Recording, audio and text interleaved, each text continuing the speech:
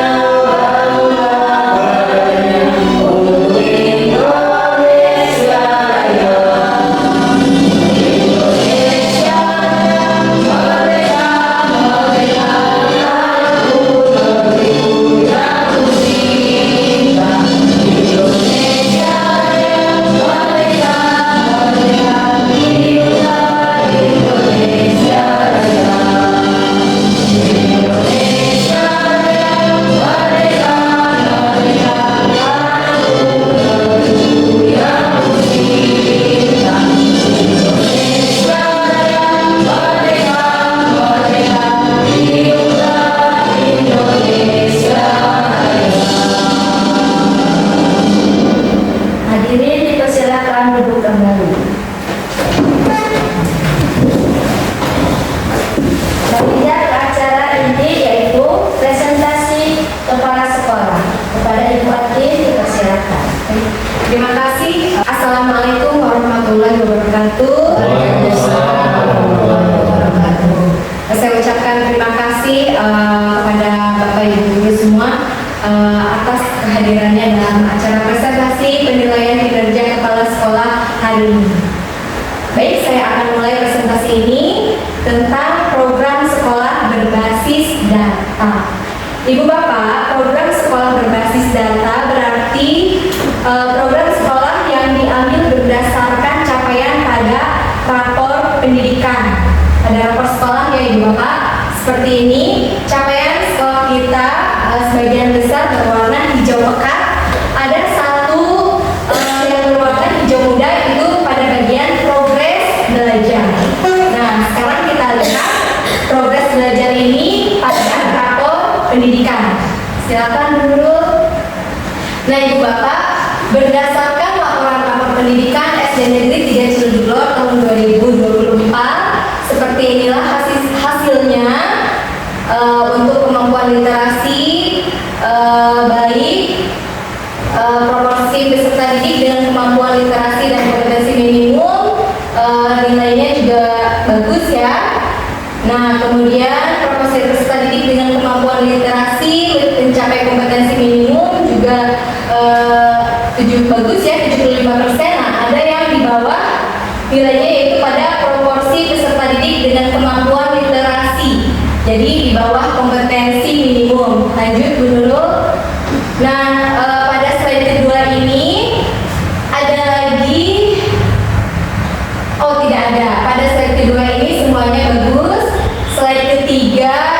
ada yang nilainya di bawah, proporsi peserta didik dengan kemampuan numerasi, kemudian proporsi peserta didik dengan kemampuan numerasi jauh di bawah kompetensi minimum. Nah, kemudian ada nilai yang turun juga sebesar 0,35 yaitu pada kompetensi pada domain aljabar. Ada yang turun lagi 1,13 pada kompetensi mengetahui ya. Lanjutkan dulu. Nah, pada slide berikutnya Ibu Bapak, kita banyak mengalami penurunan terutama pada karakter, kemudian karakter gotong royong, kreativitas, bernalar kritis, berkebinekaan global, kemandirian, dan pengalaman pelatihan PTK. Ini mengalami penurunan dengan angka yang bervariasi. Lanjutkan dulu. Nah, Ibu Bapak, di slide berikutnya pada kualitas pembelajaran juga kita mengalami penurunan sebesar 4,76. Pada manajemen kelas juga turun 12,17. Dukungan psikologis turun 0,69. Metode pembelajaran turun 1,42. Refleksi dan perbaikan pembelajaran oleh guru juga turun 1,94. Kemudian kita juga mengalami penurunan pada penerapan praktik inovatif sebesar 8,19. Nah, kemungkinan instruksional turun juga 7,5. Visi misi satuan pendidikan turun 17,61. Kemudian pengelolaan kurikulum satuan pendidikan turun sebesar 7,49. Lanjutkan dulu. Slide berikutnya Ibu Bapak, kita mengalami penurunan sebesar 5,28 pada aspek pengalaman kekerasan seksual pada peserta didik, kemudian turun sebesar 15,57 pada pemahaman dan sikap guru tentang rokok, minuman keras, dan narkoba, dan turun sebesar 0,18 pada aspek iklim kesetaraan gender.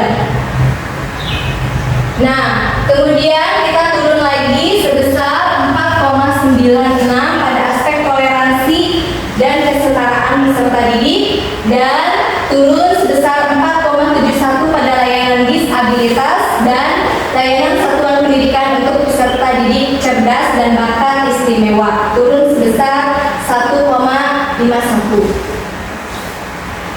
Nah, dari hasil rapor pendidikan tadi, kita lanjut pada rekomendasi prioritas PBD SD Negeri 3 Ciledug. Jadi dari yang butuh perbaikan tadi itu terangkum dalam rekomendasi prioritas. Yang pertama itu tentang kemampuan numerasi. Tadi ada ya Ibu Bapak di laporan pendidikannya ada kemampuan numerasi memang mengalami penurunan. Akar masalahnya yaitu pada domain aljabar. Nah, cara membenahinya yaitu dengan meningkatkan kompetensi GTK dan kebijakan yang menunjang kemampuan numerasi pada domain aljabar. Jadi ditingkatkan kembali dalam belajar angka ya, dalam keterampilan siswa dalam mengelola bilangan hitungan ya pada pelajaran matematika. Kemudian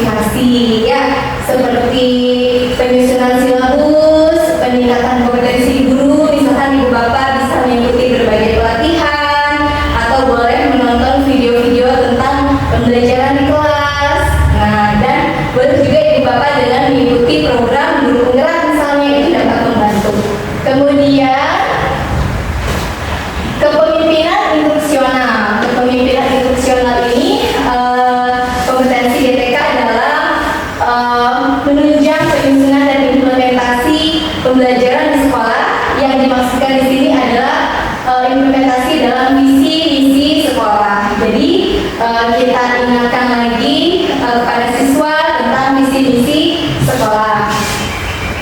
Ya, kemudian pada karakter, kan tadi ada ya aspek karakter, kita mengalami penurunan. Nah, pada bagian rekomendasi ini karakter pun akhirnya muncul. Nah, apa yang harus diperbaiki? Yang harus diperbaiki yaitu bernalar kritis. Nah, bernalar kritis ini dapat ditanggulangi dengan peningkatan kompetensi GTK dan kebijakan yang mendukung sikap bernalar kritis. Ya, caranya banyak sekali Bu Bapak, seperti menerapkan P5, karena ini karakter ya. Jadi karakter itu bisa diterapkan di pembelajaran sehari-hari, bisa diterapkan juga dalam kegiatan P5. Karena yang terpenting dalam P5 adalah karakternya, prosesnya, bukan hasilnya. Meskipun memang hasilnya penting, tapi yang diutamakan adalah karakternya, karakter yang diperoleh. Nah, kemudian karakter juga dapat muncul dalam kepemimpinan instruksional, jadi dalam pembelajaran sehari-hari. Ya, lanjut Ibu dulu.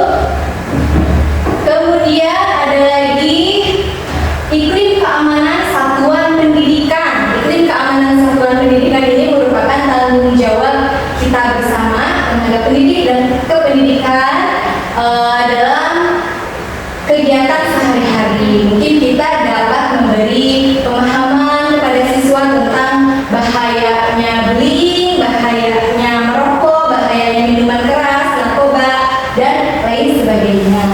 Kemudian iklim keamanan, iklim keamanan satuan pendidikan dalam kepemimpinan instruksional. Ini dalam pembelajaran sehari-hari, ya.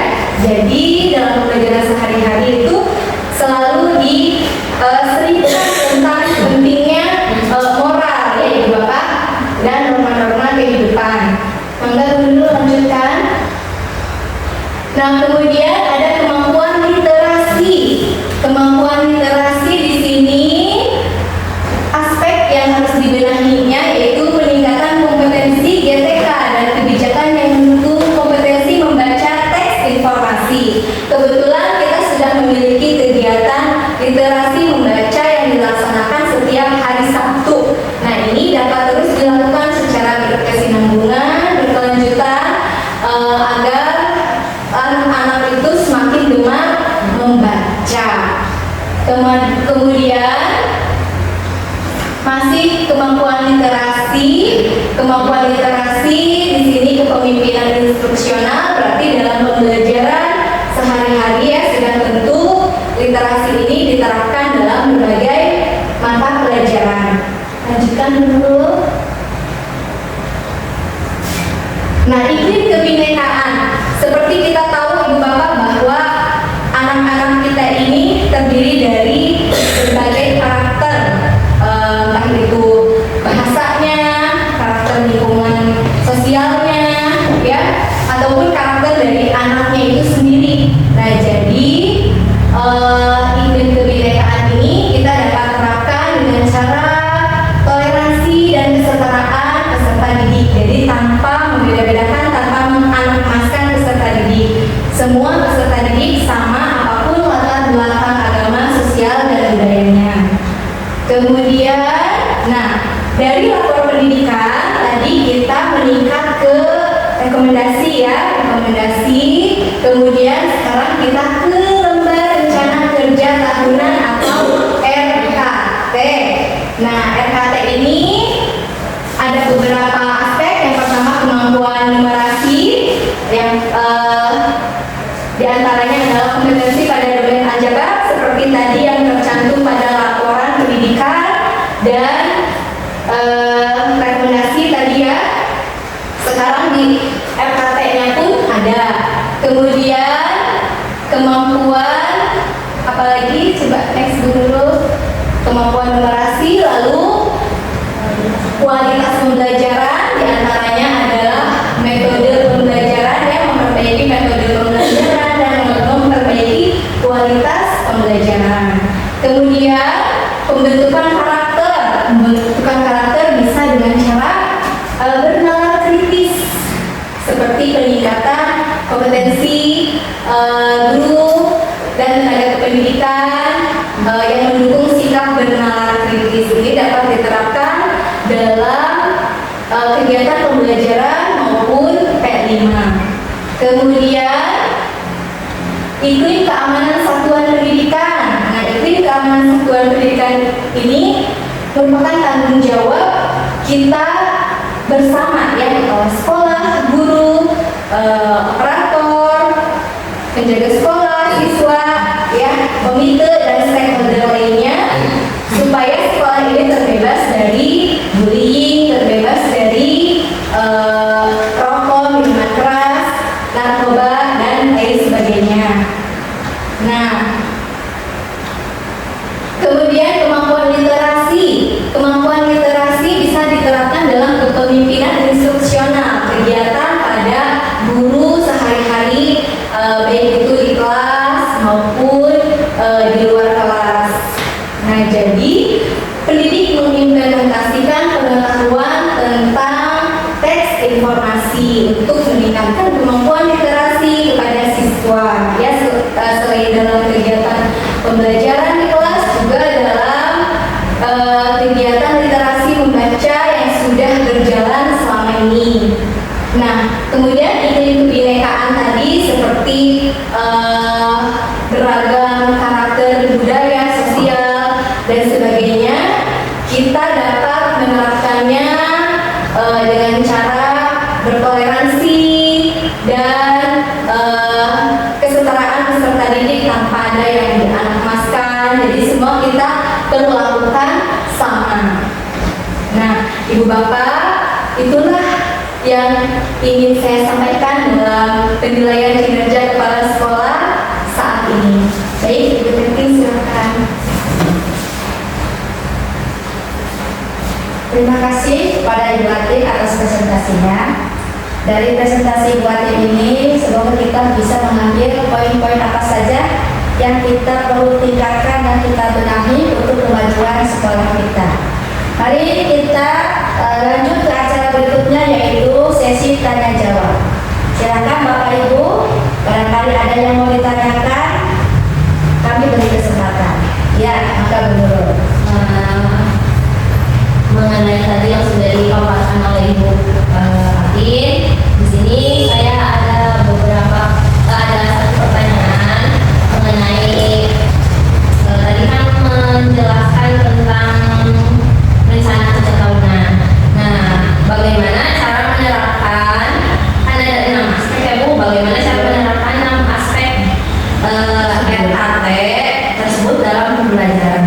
Baik, betul sekali Bu Nurul. Tadi setelah kita telah lapor pendidikannya, kemudian di rekomendasi juga muncul, kemudian di RKT itu ada muncul 6 komponen, ya, yang harus diperbaiki dalam pembelajaran sehari-hari.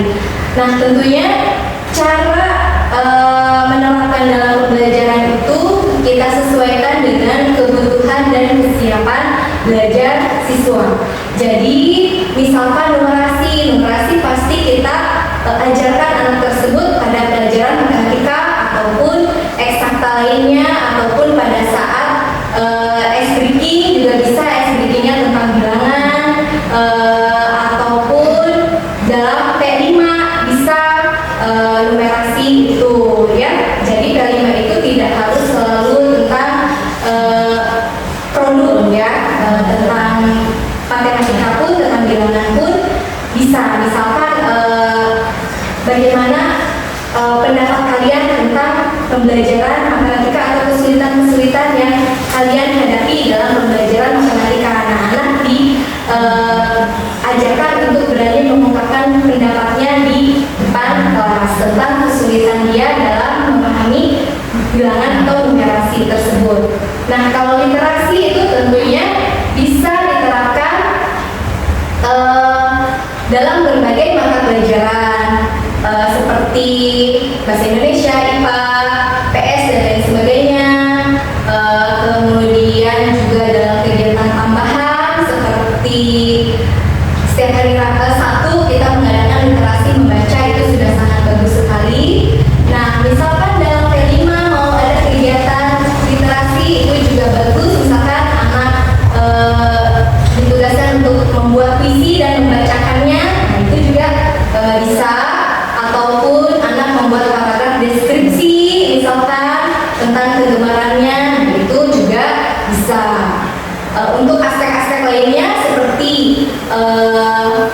karakter itu bisa diterapkan di kegiatan pembelajaran dan dalam kegiatan P5.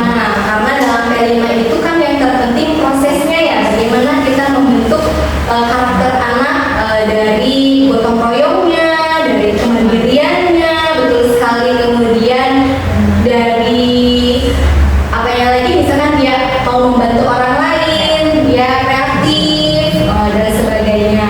Nah kemudian yang lainnya itu seperti tadi